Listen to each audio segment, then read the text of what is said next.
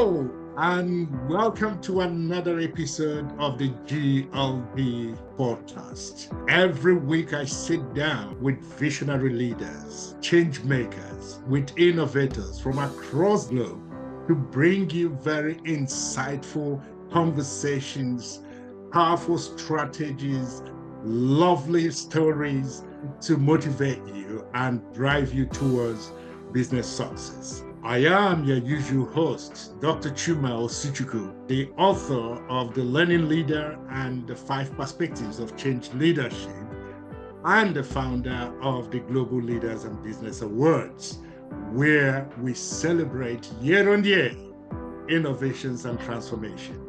So I have the privilege of bringing to you a special guest, Professor Matthew Cooper.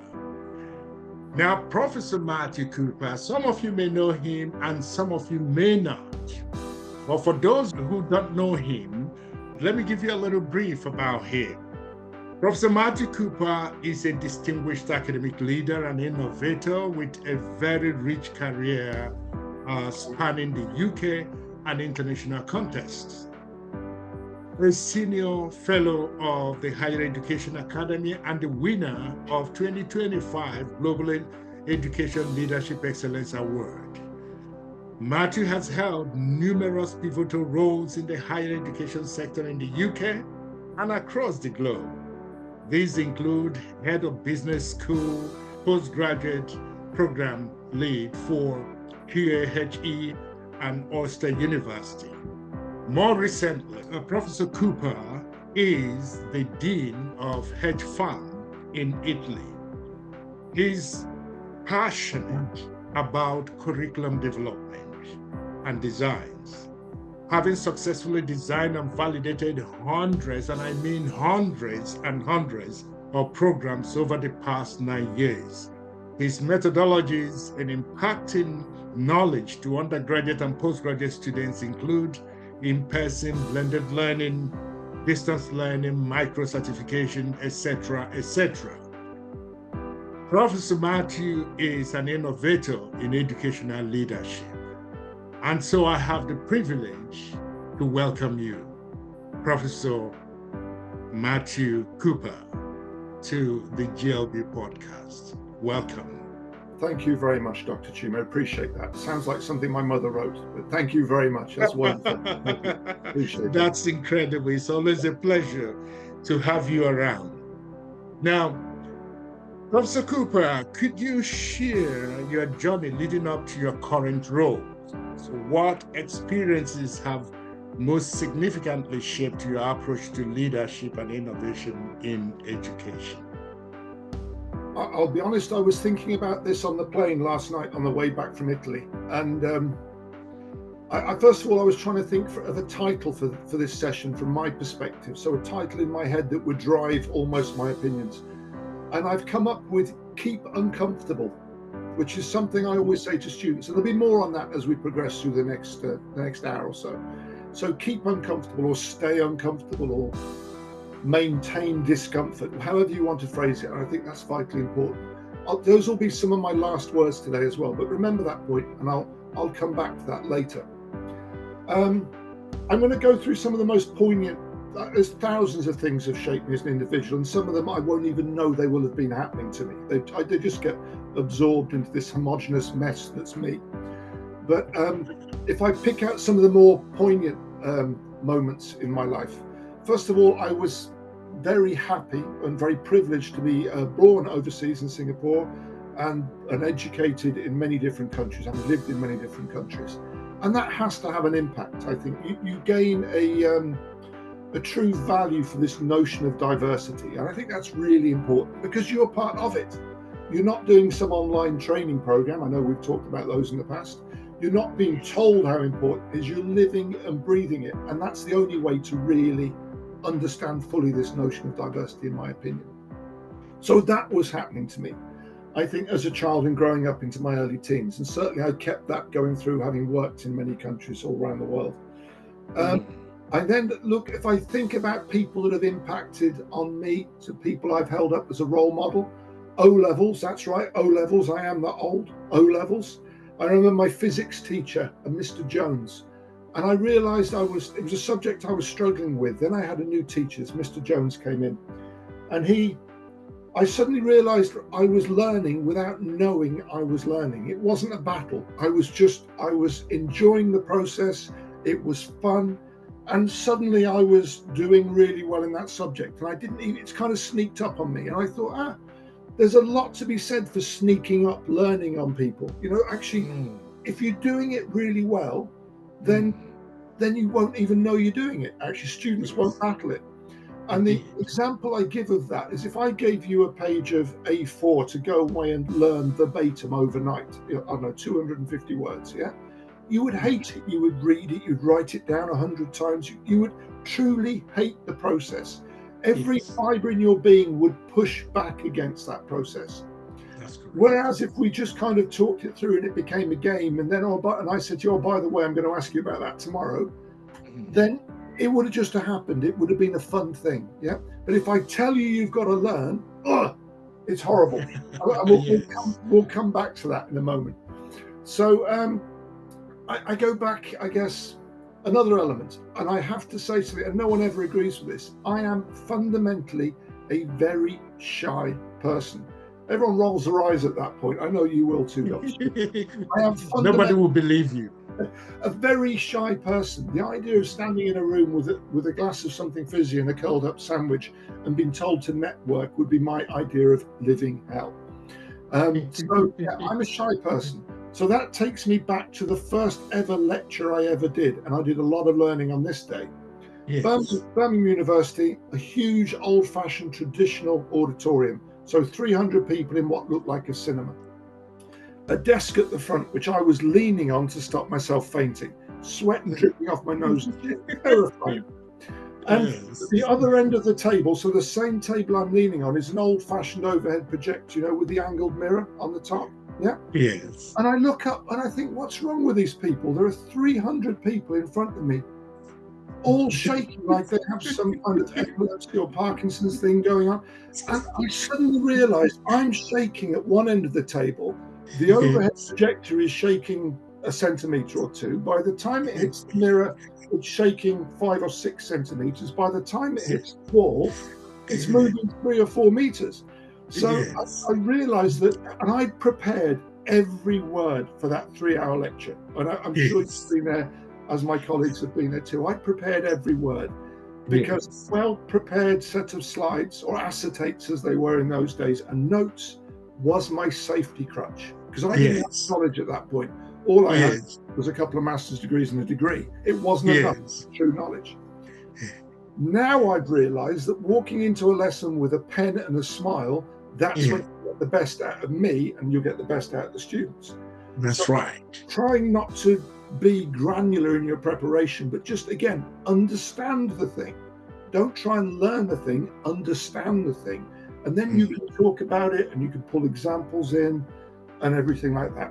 Another example of that are the notes I've got on the screen up here, which are my safety crutch when I'm talking to you. And now I find myself talking to you, and I'm starting to enjoy it rather than looking confused. Yeah. Yes. So we all do it, is what I'm saying. We all do it. Yes. I think the next truly poignant moment, was when I was put in charge of an MBA program in London, and I had 500 international students a year. And this is in the kind of golden egg days of Tier 4 visas and that kind of thing. It was a wonderful time for international students coming into the UK.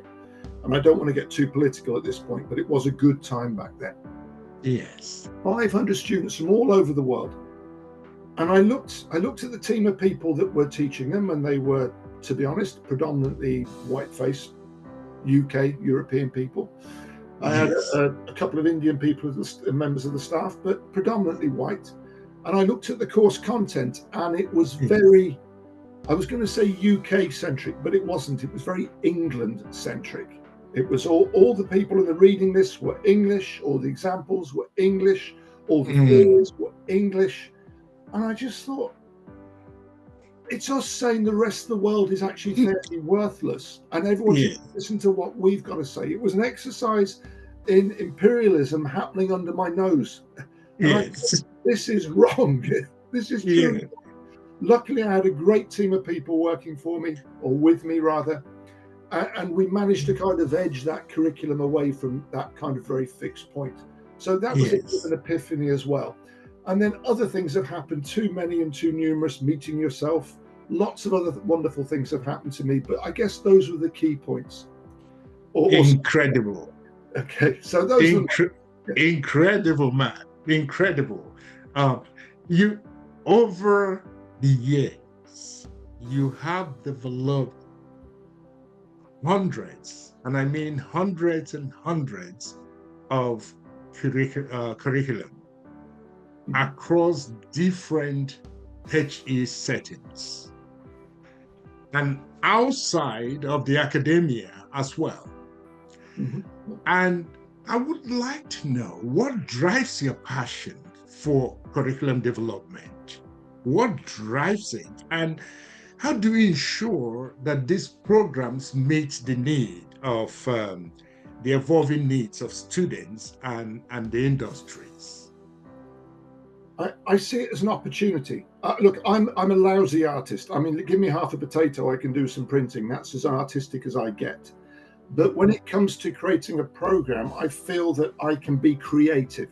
Or to authoring a program, I can be creative. It gives me the opportunity to do something special, and I guess in the most flippant of ways, it gives me the opportunity to change lives. So I like that. I like that a lot. It allows me to look at myself in the mirror. It allows me to sleep well at night. It pays the bills as well. Let's be honest, it does that. Yeah. But it's indeed a nice thing. I don't have to do this.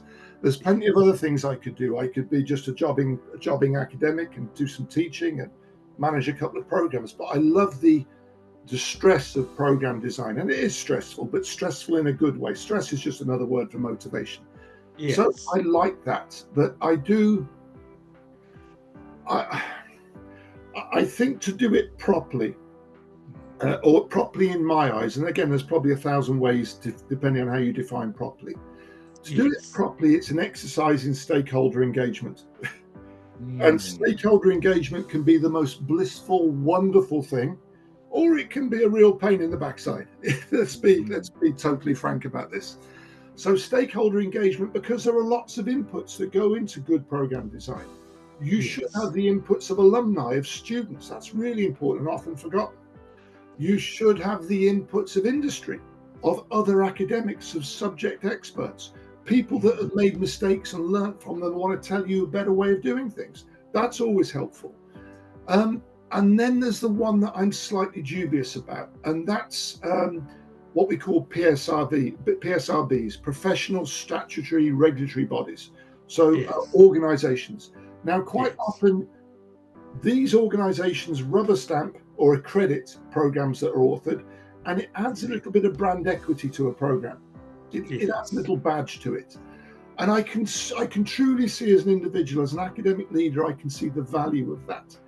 But the flip side of it, and there is always a flip side, my favorite word is however, The flip side of it is that to write a program that's accredited by another institution, whoever it is, whether it be marketing, accountancy, whoever it is, you have to follow a set of criteria, which you have to write and stitch into your program, which means that your program becomes very regulated and very, very vanilla in a way. So you lose any opportunity for other exciting flavors because suddenly it becomes vanilla because you've got to follow those benchmarks. So there can be issues there. And what I'm saying is, if you align yourself with too many of these regimented criteria, the innovation and the exciting stuff, the stuff that you and I both love in a program, has to take a back seat. It can't be the driving force. It has to take a back seat by definition. And that, when I try and weigh this up personally, and again, these are only my personal opinions, it's not at all science. But when I weigh these up, it means that the downsides kind of outweigh the opportunities or the benefits from this, in my opinion. And so therefore, it's definitely not worth the money that institutions pay to get these accreditations, but only in my opinion. That's all I would say. So over-regulation, is a bit of an issue, I think, in my humble opinion. So that's what you would consider the challenge in curriculum development. Yes, and I mean, look, there are also regulations that are put down by kind of, the QAA, the big authorities that lead education in this country. So those big regulatory processes, they're there with the best of intentions. As a former head of quality at another institution, I know regulations are there to protect the individual, to protect the academic, the student, and to protect the institution. So obviously they're of value. But the more regulations you have in place, again, you're stripping away the potential for innovation. And creativity. Yeah, absolutely. So all I would say is to institutions, to academics out there, 100% follow the regulations. But if there's something there that's stopping you evolve a process, put your hand up and push back. What's the worst that a regulatory body is going to say? They're going to say no. That's the worst they're going to say. And hopefully they'll give you a really good reason why not. But in the past, I've been on the receiving end of feedback that said, Matt, that's a very good point. We'll see what we can do. Sometimes they say, yes, that's a really good point, but we're not ready for it yet. You're probably 5 years ahead of the game. And that's really nice to hear, but also frustrating. Yes. But the worst they're going to say is, no, this is not the word of God. This is just a regulatory body. Yeah. Yes. So you can push back. They're there to be spoken to. And they appreciate it as well because it helps them question their processes, which is a good thing. We should all be reflecting on what we do every day. This is so enlightening. It is enlightening because sometimes you think that these regulations are just designed to frustrate somebody, from bringing your own uniqueness and your own creativity and your innovativeness into the system that the students would appreciate and it would help them. But because you have to work within those parameters, you are very limited, You are. And again, I think there's a fine line here. A lot of those regulations are totally logical and makes complete sense. A master's degree in general should look like this. A business qualification in general should contain these things. But in terms of maybe teaching and learning approach or some of the new areas we want to cover, if a specification for a subject area was written 5 years ago or 6 years ago, hey, COVID hadn't happened, the Queen was still alive, Russia hadn't invaded Ukraine, the world has changed. That's just three very obvious things, The world has changed, so we need to change with it a little bit. That's what I would suggest. I think so. I'm with you on that. Now, you are a senior fellow of the Higher Education Academy and an award-winning leader. Now, how would you define effective leadership? What would you say an effective leadership looks like within the context of education? Leadership. I guess if there was one answer or there was one perfect book on leadership, we'd all read it. We'd be perfect leaders and the world would be a happier place. But leadership's not that easy, as is management. It's unique every time you do it. That's what I would say. I say to students as part of my first lecture ever, I say, look, my idea of normal is how I grew up and what happens inside my house and my head. The next door neighbors are different to me. People in the next road are very different. People in the next town or country are completely different. So abnormal is anyone that's not me. Yes. The same for us. So no wonder we have arguments. No wonder we don't get on sometimes. Yes. The world can be difficult. So all I would say is my idea of good leadership is, first of all, to give people the time and space to make mistakes. Because we all do it. We all drop a ball every now and again. We all make a mistake. It happens. It's a function of being human, for goodness sake. So give people the time and space to make mistakes. And when they do, be there to catch them, not there to chop them off at the legs and say, oh, you're an idiot, get yourself home, you're fired, whatever. That's not what it's about. So I think giving people the time and space to make mistakes is really important. We also have to appreciate that depending on people's idea of normal, so where they've come from in the world in terms of diversity, So, for example, I work with Asia guys from the Far East. I work with people from the Indian subcontinent. They've grown up and been educated in very different ways than I have. I'm not saying it's wrong. I'm saying different from me. Different, yes. But they're probably more used to dealing with a more autocratic approach. Like, I really want you to do this. Can you do it by 5 o'clock? Yeah. You know, why haven't you done it? Let's beat this up. You know, because they're comfortable in that rigor. Yeah. Whereas maybe people I'm managing from around the UK potentially are more kind of transactional in the approach. You know, they expect me to maybe be more open to a conversation about an approach to a problem, for example. And so if I'm doing that well, if I'm leading academics well, how I'm happy is when people when they don't know they're being led. I think that's highly successful.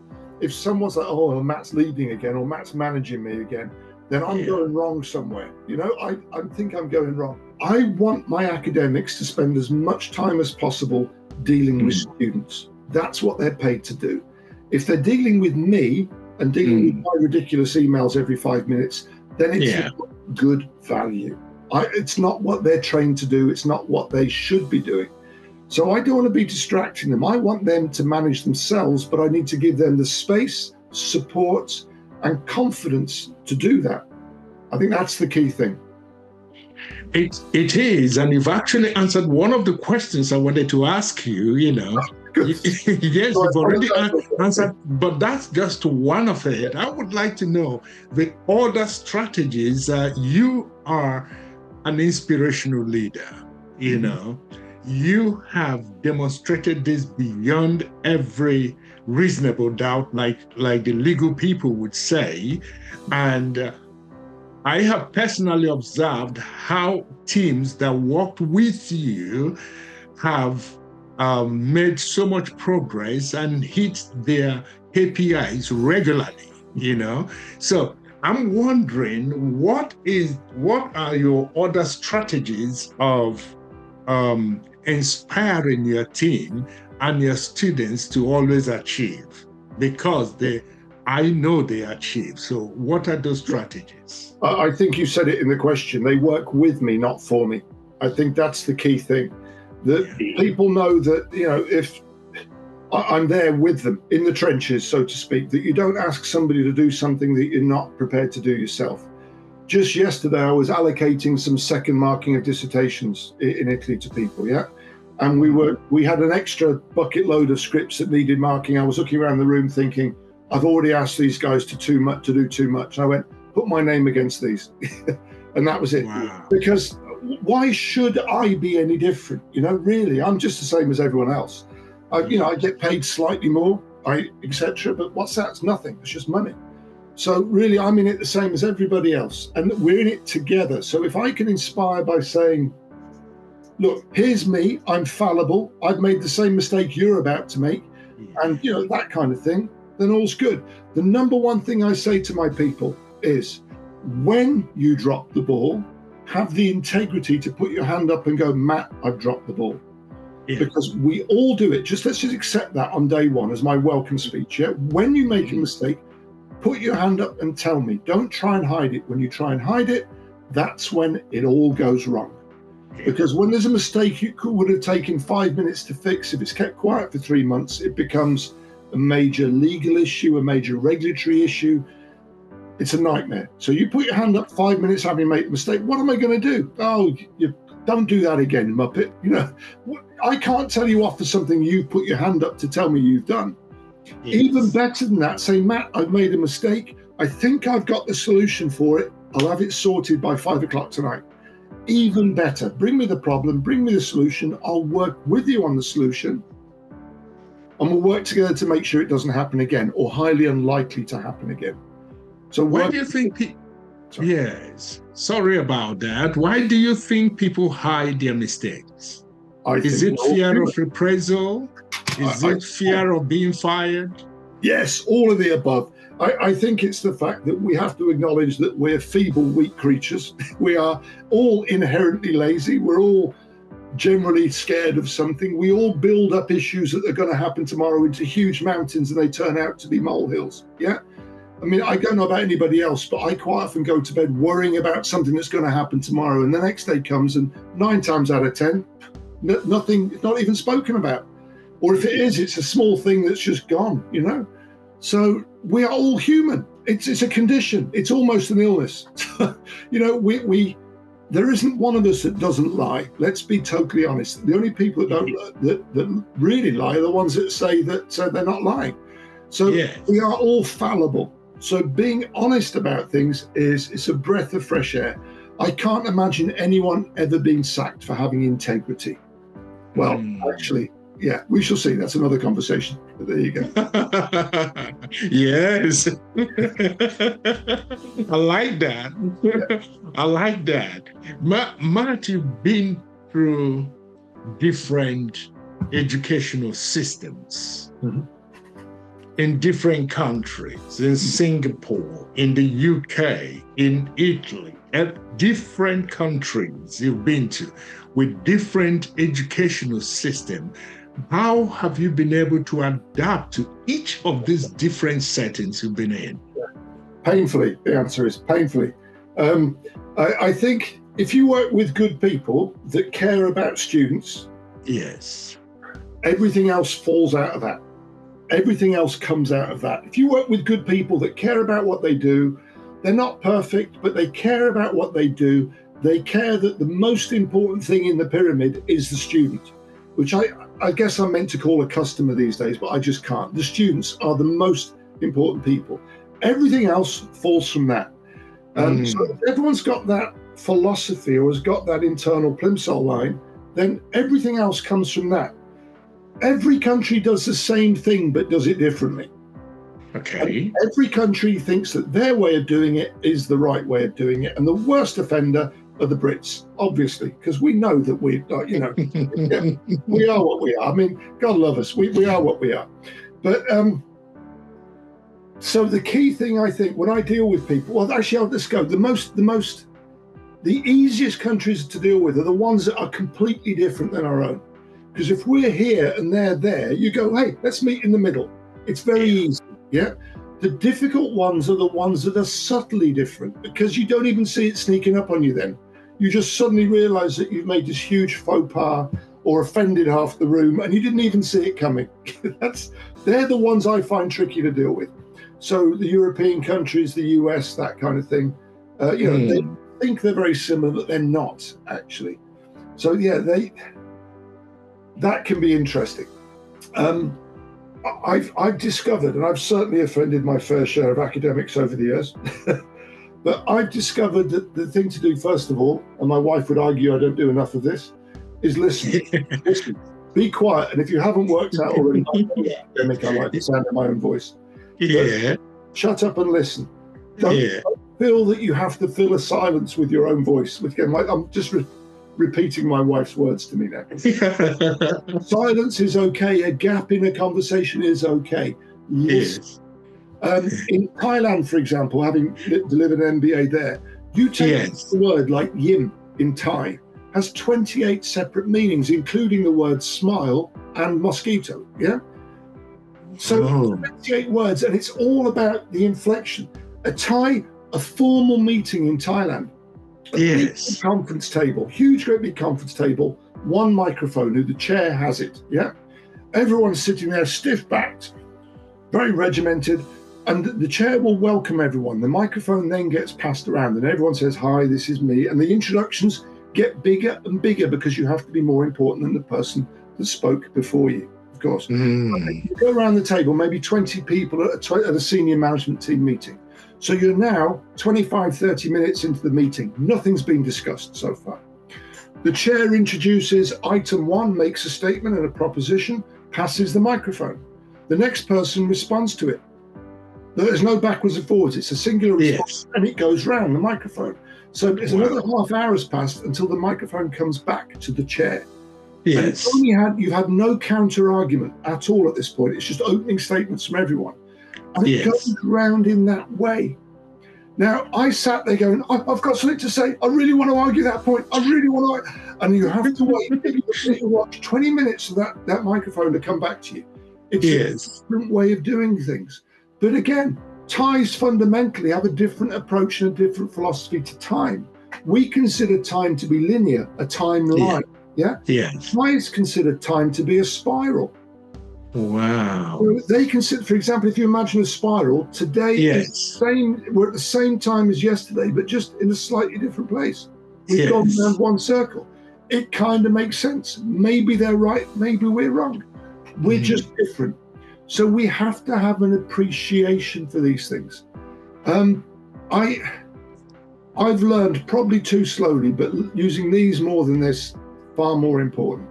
But then taking an approach of saying, well, this is what we would do. But at the end of the day, the institution that's the regulatory institution in that partnership, so if it's a UK institution that signs off on the degrees, or an American institution, or wherever, they're the ones whose rules you follow. So actually, again, regulations do have their part. They're a safety crutch for me, a safety net for me. Yeah. Because then it's like, this isn't up for debate. We can talk about it if you like, but really the answer is always going to be this rule 1.7 here in this document. Unless we want to request that it evolves and changes, going back to my previous point, or else that's it. So all I would say is listen, appreciate, enjoy the ride, enjoy the pain and the happy days, and learn every single day of your life. That's all I would say. Which of these, having gone round many countries within the educational systems, which of these would you say impacted you the most? This podcast continues in the next part.